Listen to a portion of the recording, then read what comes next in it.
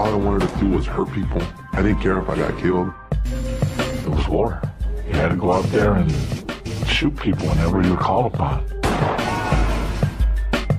In this barrio, warriors are made, not born.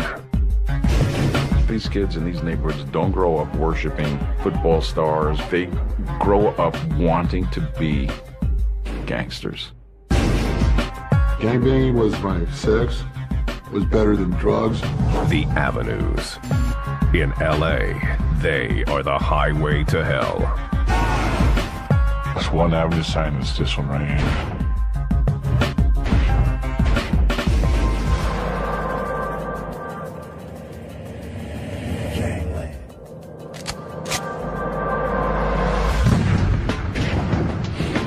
Los Angeles. The City of Angels. From its white sand beaches to its majestic vistas and Hollywood, it embodies the California dream. But it's also the gang capital of the world, a refuge for more than 150,000 gangbangers. 3 miles northeast of downtown lies Highland Park, one of the oldest areas in the city. This predominantly Hispanic hood is bordered by Eagle Rock, Cypress Park, the 110 freeway, and Glassell Park. Its rolling hills and tranquil family-style homes hide the area's violence. It looks nice, you know, the tree-lined little narrow streets look beautiful, but you also have one of the most dangerous gangs in all Los Angeles in those same tree-lined streets. Los Avenidas, the Avenues. 800 strong, they are the barrio's largest gang. They take their name from the numbered avenues that intersect Highland Park's main thoroughfare, Figueroa Street. Their turf stretches nearly 6 square miles. The Avenue's secretive ways and violent nature have wreaked havoc on their enemies, innocent citizens, even their own members. The gang is responsible for more than 100 murders in the last 2 decades alone. The LAPD's Northeast Division had one of the highest crime rates in the city. JR asked to have his identity altered.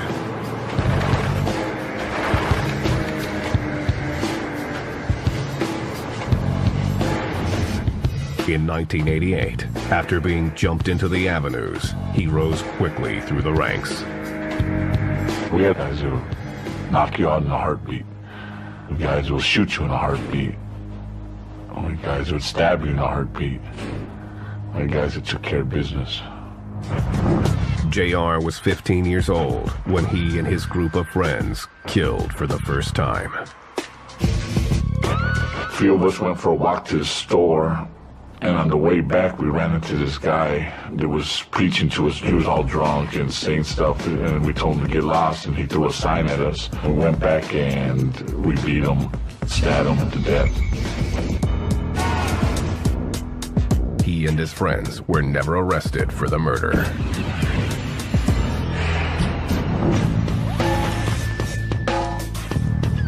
JR began running his neighborhood crew. They would challenge anyone. In 1998, another gang, the Border Brothers, started harassing some girls from their hood.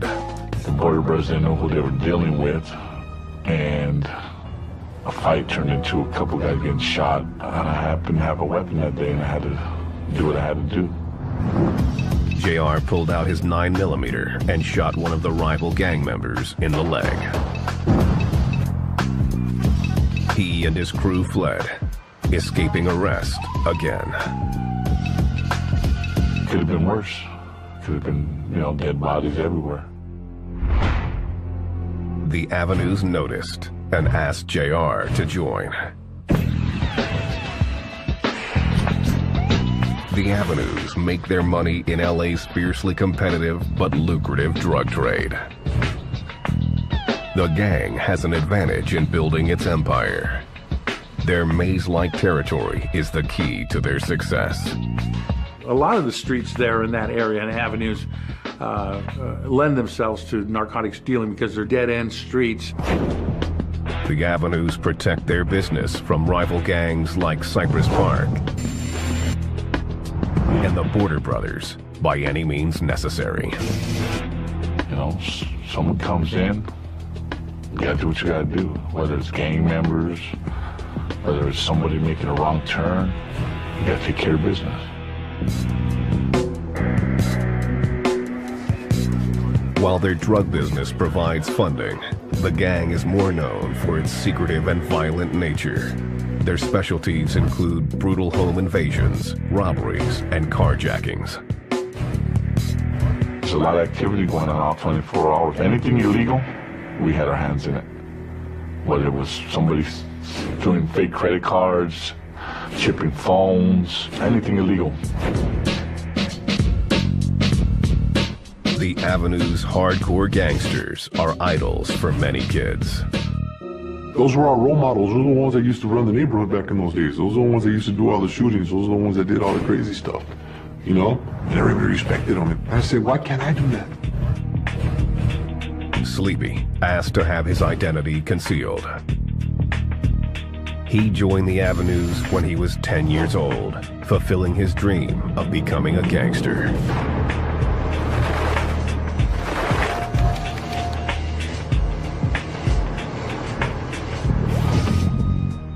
By 12, he began carrying out hits with the gang. We were going through alleys and shooting dudes from Highland Park, shooting dudes from Cypress Park, you know, throwing cocktails through people's houses. It was just like a thing to do. The lifestyle gave Sleepy purpose. He became a loyal soldier, embracing the gang's violent and secretive culture. Gangbanging was better than drugs. There was no better rush than that. The Avenues were the love of my life. It didn't matter what time they called me, I'd be there. Avenues comes first, because that's who we were. The world JR and Sleepy joined was a bloody brotherhood with only two ways to the top. If you can make them some money, you're gonna move up quick. If you're a good murderer, if you kill people for them, you're gonna move up quick. Basically, make money or kill people. That's how you move up fast. Even innocent bystanders can fall prey to Los Avenidas.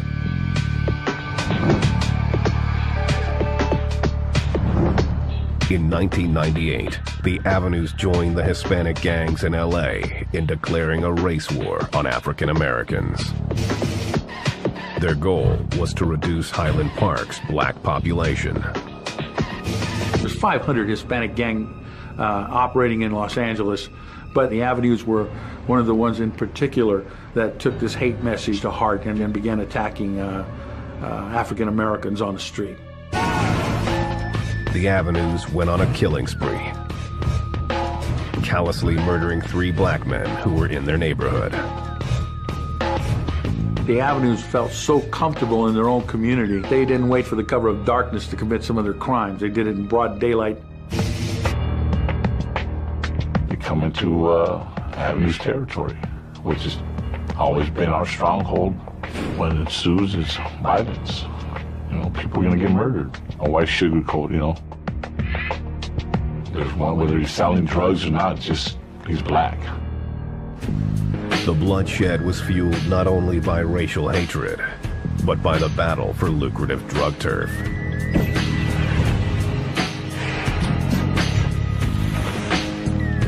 This former LAPD detective asked to have his identity altered. If something happens and you're stranded there, you may have a problem. They're gonna walk up to you, they're gonna ask you who you are, where you're from, what are you doing.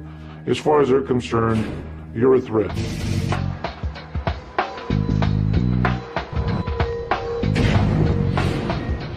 September 17th, 1995, 2 a.m. 25-year-old Timothy Stone left a barbecue in Glassell Park with his girlfriend, her brother, and 2 children. They started towards their Cypress Park home. While driving, Stone tried to take a shortcut and turned onto a narrow, winding road that came to a dead end. Locals knew the street as the Avenue of the Assassins. As Stone neared the dead end, he found 20 Avenues who just happened to be waiting to ambush a rival. There was a Cypress Park gang previous that day had been driving through there shooting at the guys. So they were out there with their guns waiting just in case they came back. Stone tried to turn around, only to find himself trapped. Gang members blocked his exit with garbage cans and other debris. In a panic, Stone accelerated through the barricade as the Avenues opened fire.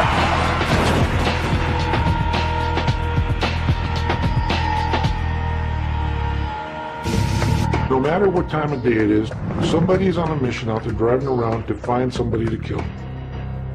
That's just business.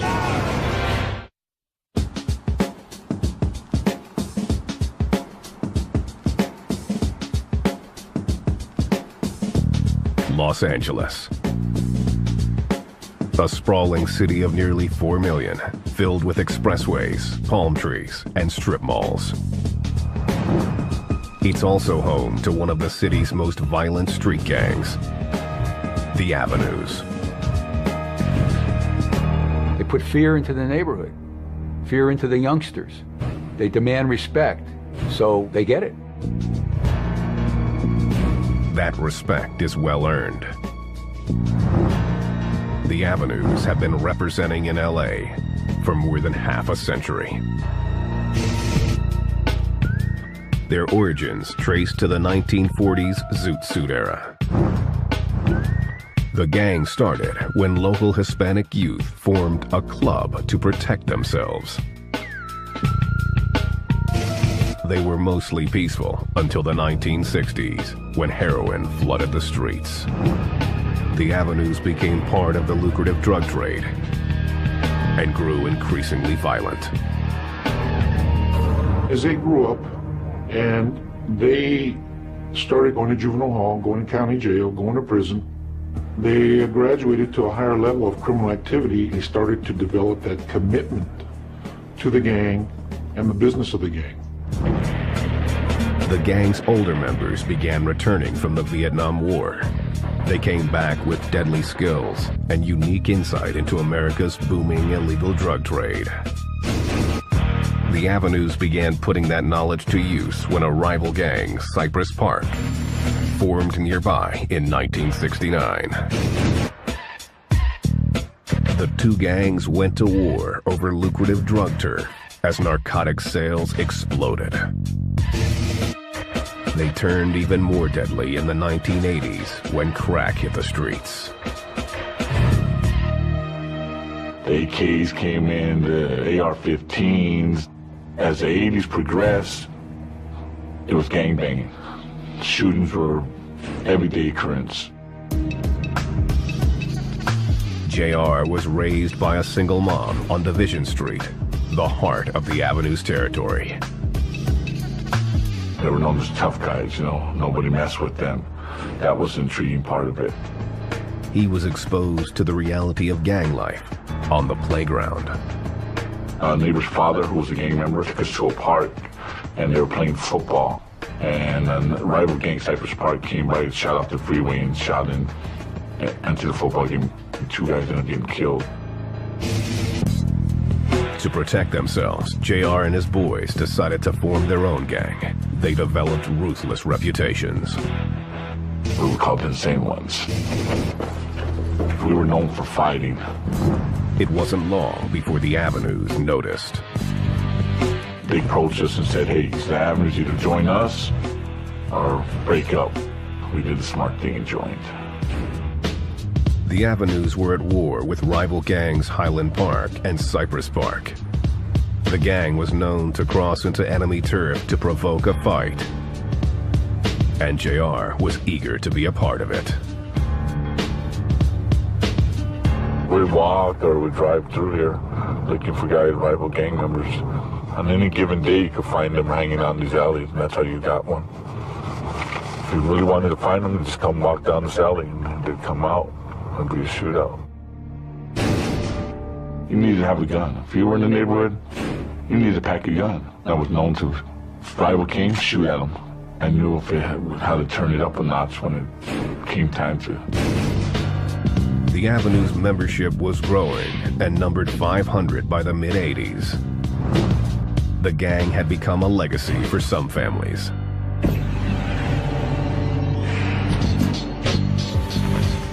Sleepy, one of 7 brothers and sisters, grew up in Glassell Park, a gang stronghold in Northeast LA. He was 9 years old when his older brother, an Avenue, was shot by a rival gang member. I seen an ambulance parked down the street, and I was like, the hell? I knew whose house it was at, because that was my brother's girlfriend's house. I said, what happened? What's going on? Your brother just got shot. Sleepy's immediate thought was for revenge. I lost it. I just lost it. I just ran, yelling out, avenues, avenues. Sleepy's brother survived, but a year later was shot and wounded a second time. He cheated death again, but Sleepy couldn't let it go. He committed to the Avenues for life. Yeah, if it's worth him dying for this neighborhood, then it's worth it to me. You know, that's my brother, and I can't let him go out like that by himself. His brother made sure it wasn't a traditional jump-in. Well, he beat us up for, I'd say, about a good minute. I mean, just beat us up like we were getting beat up by somebody, you know, that we didn't even know. And then he got a BB gun. Hey, I'll never forget this. He goes, this is what it's going to feel like almost when you guys get shot. So right there, he shot us. And I was like, well, man, it hurt me, you know, it really did. It didn't take long for the reality of gang life to take hold. In 1984, while driving his car through the neighborhood, Sleepy threw out the Avenue sign to a group of rivals standing on a street corner. I seen those guys, and I started throwing the A at them, you know. I didn't think they were going to get in their car and chase me. Moments later, he stopped at a red light, only to find he was blocked in by 3 other cars. So all I remember is this guy coming out, you know, from the window, from the passenger, and he goes, Cypress Park. You know, and I go, Cypress Park. This is the Avenues, man. He started shooting at me. So I just put my hand over my head, I went like this, and I went down. I felt the bullet hit my hand, but that hit me in the head. Sleepy walked away with a scar and a new thirst for blood. There was no stopping me. I wanted to die. I didn't care.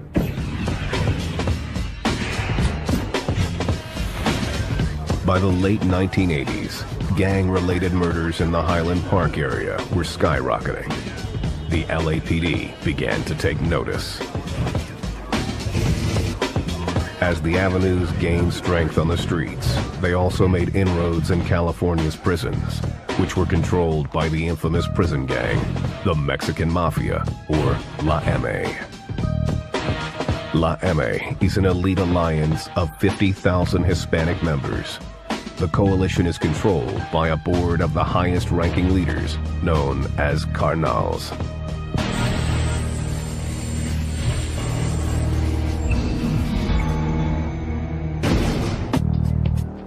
In 1988, 24-year-old Avenue member Alex Aguirre, street name Pee-wee, was doing time in state prison.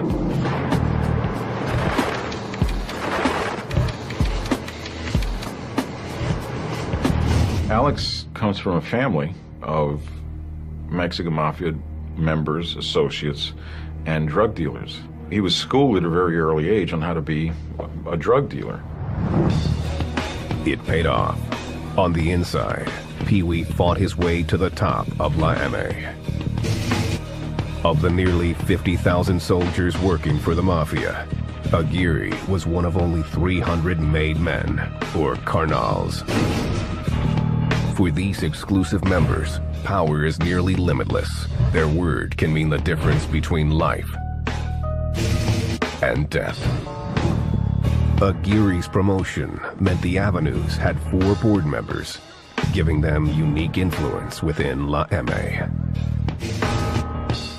The Avenues were at the top of the food chain. They have much closer ties than the average Hispanic street gang to the Mexican Mafia. They sort of see themselves as a cut above the average sort of gangbanger street gang.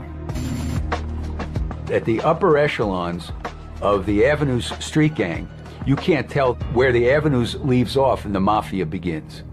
It's so integrated. It's one continuous line from the lowliest street soldier all the way up to the made member.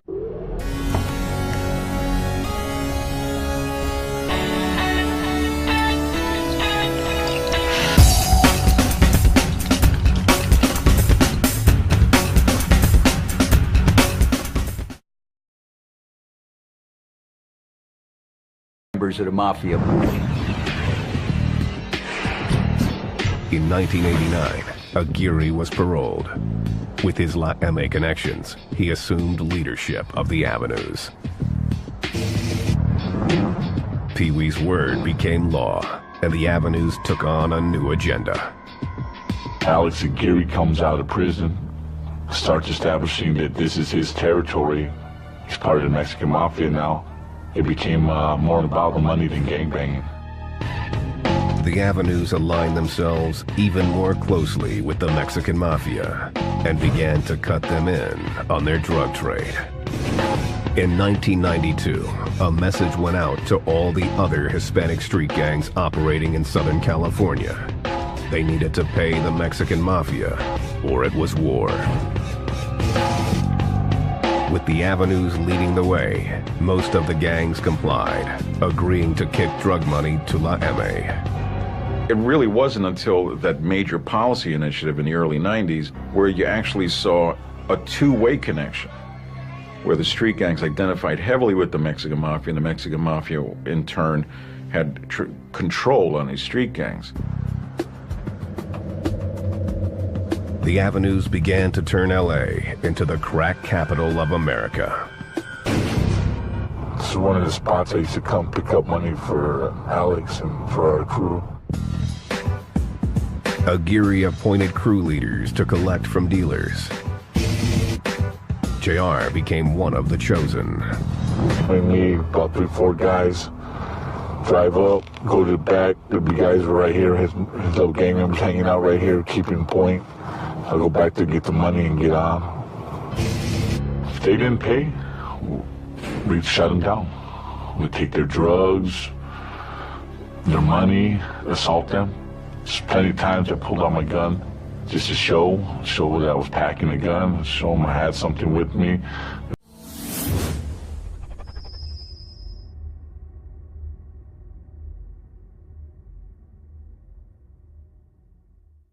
There's times I had to pistol whip them, there's times I had to fire it off, give them that warning. The Avenues seemed invincible, but their reign of terror was not going unnoticed. If you establish yourself as a truly badass, as they did, well, it brings down a lot of law enforcement attention, which they didn't want.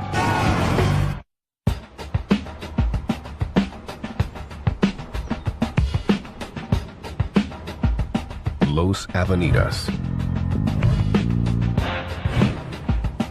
In LA, they control Highland Park with an iron fist.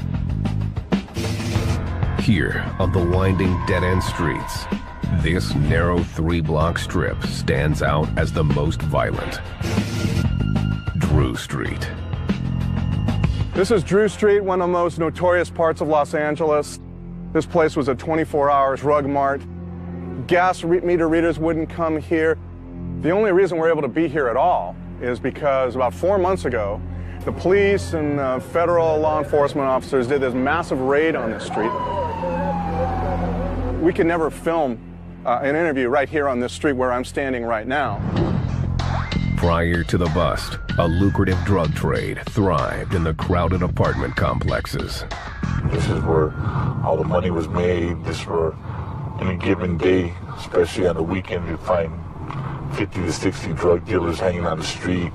It'd be like a drive-through at a McDonald's or something on a busy day, and homeboys keeping watch with their guns from the apartment buildings. You have limos coming through, you have Mercedes coming through, you have all kinds of different kind of people from different, sides of the city. This tree-lined street is a perfect hideout for gangsters.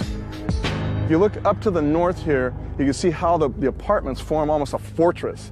And you can kind of observe who's coming from a variety of important points around the area. What happens is once the cops are coming through, everyone starts yelling, and everyone runs like cockroaches. They run back to the apartments and hide, stash their dope. 1 or 2 gets caught, they're gone. 3, 4 would come out. That's how it works. It never stops.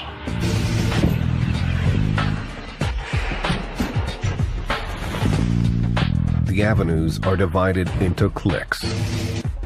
The Cypress Avenues are considered the originals, followed by the 43rd Avenues, Avenues 57, Division Street, Drew Street, and the Assassins.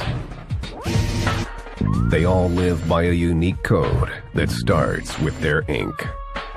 Most of the gang members have a skull with a fedora and a fur coat. That's Avenue's tattoo. The skull is also drawn with a bullet hole in the temple, or with the numbers 1 and 3 in the eyes. The number 13 represents the 13th letter of the alphabet, M.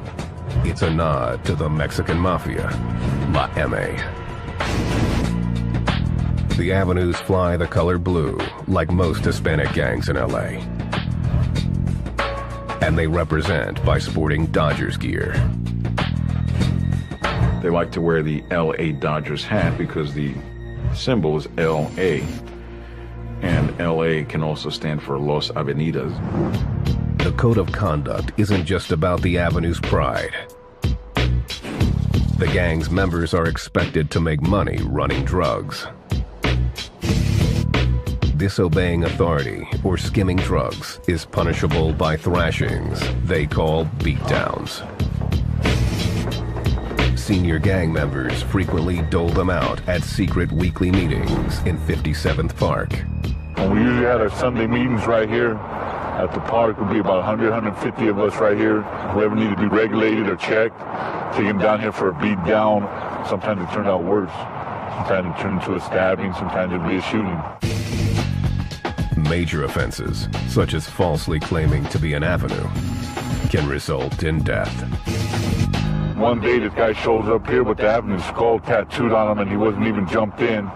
So the homie decided that he needed to be taught a lesson. So they grab a knife, walk up to him and slice his throat real quick, but that's how we had to do it, They came in and they went from the neighborhood and came in representing when they weren't supposed to. They got taught a lesson. A gang member caught snitching might pay for it with his life. The gang calls dealing with this type of offense cleaning up the books.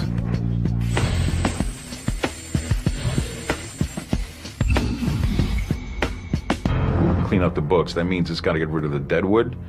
It's got to get rid of snitches. It's got to get rid of people who aren't productive. When we cleaned our own books, it was usually, say a guy from the Avenues was in prison and he messed up. He went protected custody for some reason.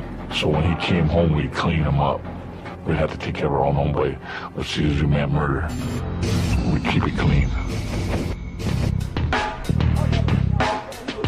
The gang considers snitching to be among the worst offenses a member can commit.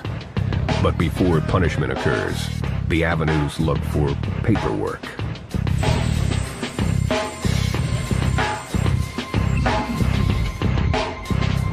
Paperwork is any proof by either a court document or an interview or any kind of written proof. And vengeance can happen quickly when gang members least expect it. If you're a relatively unsophisticated gang member, you don't know about all these rules. You go to court, those transcripts work their way up the prison system to get to the shot callers, and the next time he comes into custody, he's a dead man.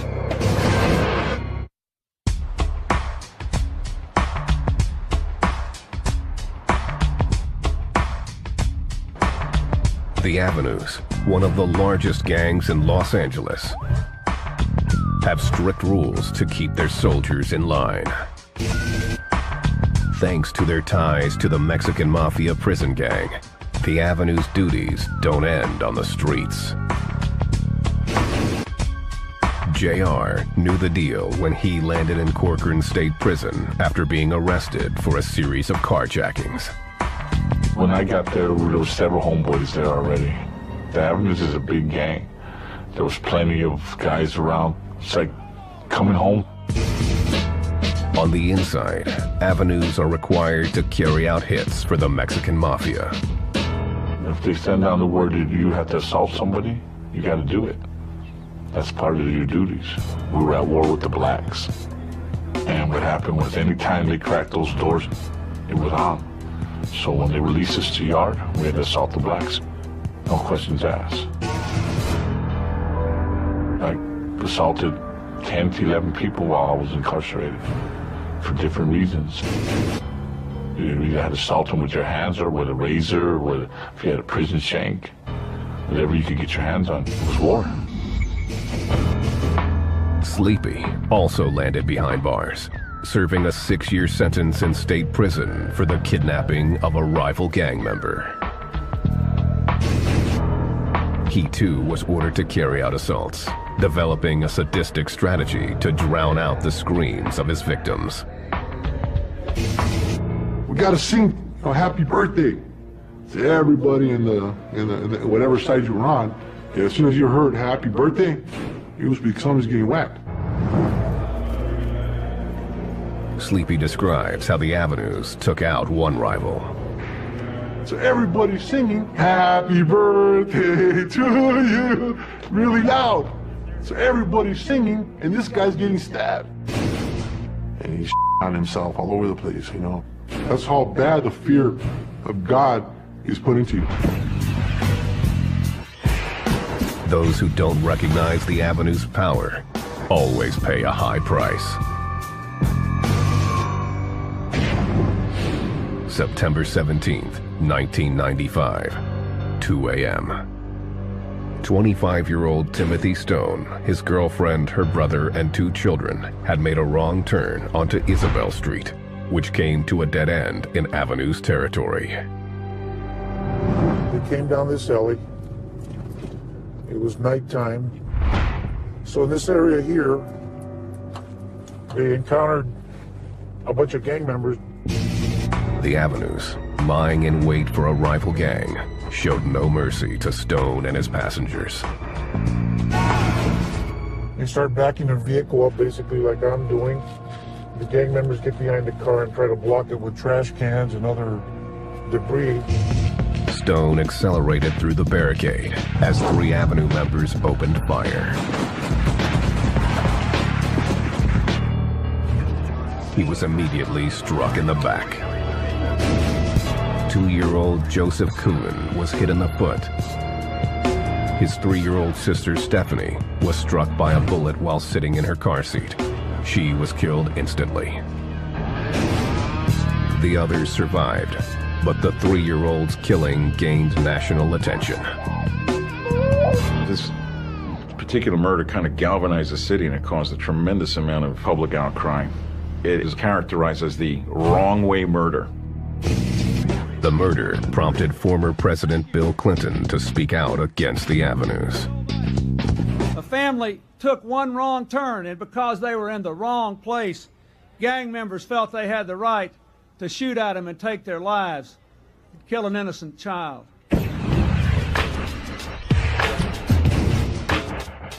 3 members of the Avenues were convicted of first-degree murder and sentenced to life in prison.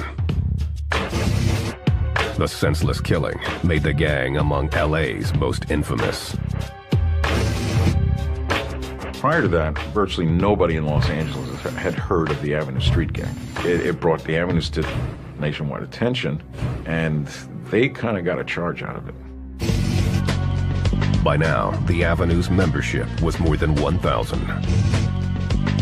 The LAPD began targeting the gang with a vengeance, and their leader 31-year-old Alex Aguirre, a.k.a. Pee-wee, was on top of their most wanted list.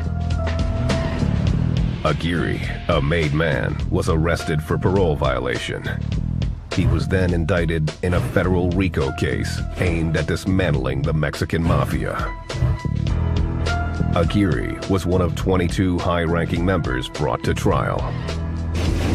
The indictment charged Aguirre with involvement in 7 murders and 6 other attempted murders. He was convicted and sentenced to life in prison. But before he left the streets, Aguirre named an unlikely successor. His 14-year-old brother, Richard Little Pee-wee Aguirre.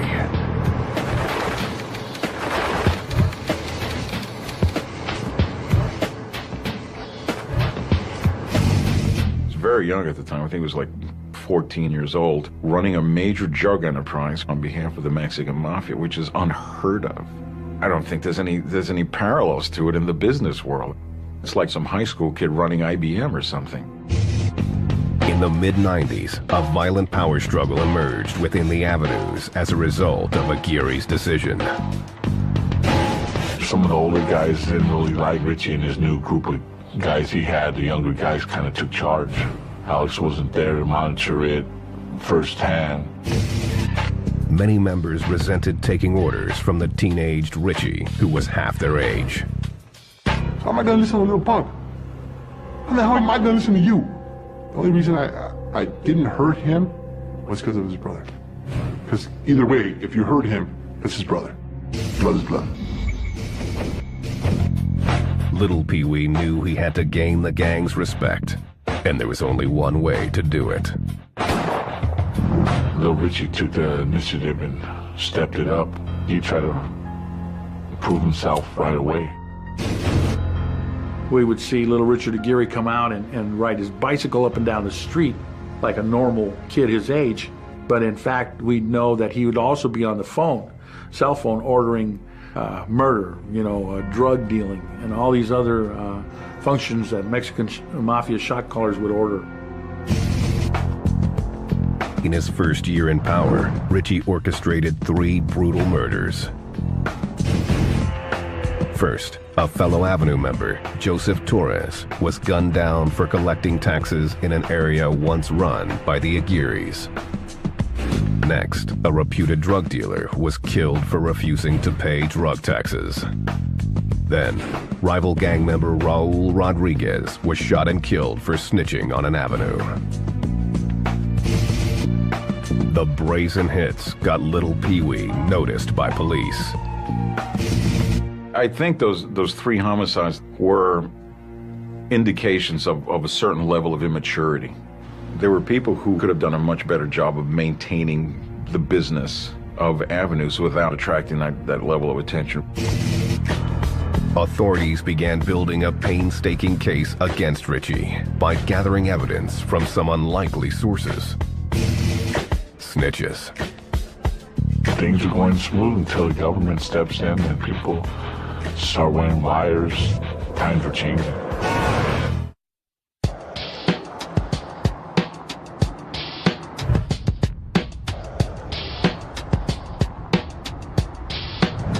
The Avenues are one of LA's most notoriously violent gangs.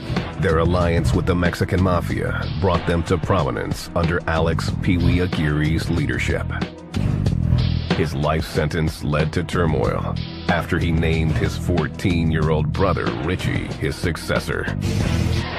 The younger Aguirre had immediately orchestrated the murders of 3 well-known Avenue associates. I think the power might have gone to his head. He was doing things that were impulsive, probably not very smart in the overall business sense. Prosecutors were determined to take down the Avenues. By 2005, they had built a case against Richie. He was sentenced to life for his involvement in the 3 murders. The Avenues rolled on. February 21st, 2008, 11:30 a.m.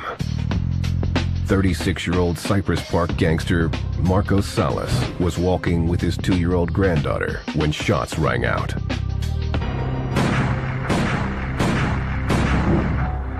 The Avenues, they did a drive-by on him, they shot him, killed him. Fortunately, they missed the little girl. Within minutes, police caught up with the gunman near Drew Street. 2 Avenues exited the car and opened fire on the officers with an AK-47 and a handgun. After an intense firefight, one of the gang members lay dead, the other severely wounded. It was the final straw for federal investigators who had been working closely with local police for months. The city, in conjunction with the LAPD, finally made the decision to clean out Drew Street. In June, more than 500 law enforcement agents descended on the Avenues in the largest gang takedown in recent memory. They arrested 46 people, 28 of whom had been named in a federal RICO indictment against the gang. The massive raid has sent the secretive Avenues into hiding, but their lucrative drug operation seems to be unaffected. Every time somebody gets locked up, 10 more step up to the plate. Thing is that there's kids in elementary school waiting to join the Avenues. They haven't slowed down, in my opinion. The Avenues is an inheritance passed down from generation to generation with honor. The Avenues especially is a generational gang. We see grandfathers, fathers and sons who have been members of that street gang. And that's what perpetuates it. It's going to continue to go as long as that's accepted behavior in that community. A lot of these kids in Avenues and in other gangs are like cult members. That's their entire world. That's all they know. And every other possibility of an alternative lifestyle is blocked. Some have decided to get out while they can. JR had a son and began to question his loyalty to the gang after 20 years of banging for the Avenues. I was done. Just tired of the lifestyle. I didn't want to put my family through it no more. There's no way you could raise a kid decent. Eventually you go to jail, or eventually you expose your kid to that lifestyle. And it's a no-brainer for me, JR left the gang, but it wasn't with the Avenues' blessing. He now has a price on his head for turning his back. Big adjustments to life. Change, 20 years of living like that. You always got to worry about your enemy coming.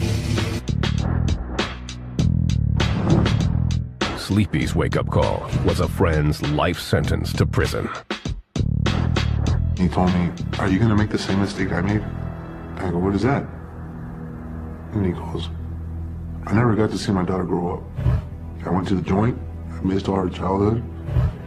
So I said, I got to change. Sleepy left the Avenues against the gang's wishes. He's now a marked man. My wife asked me, "Why always look around?" I think that's instinct, because that's always going to be a part of me. Always. That's what's kept me alive.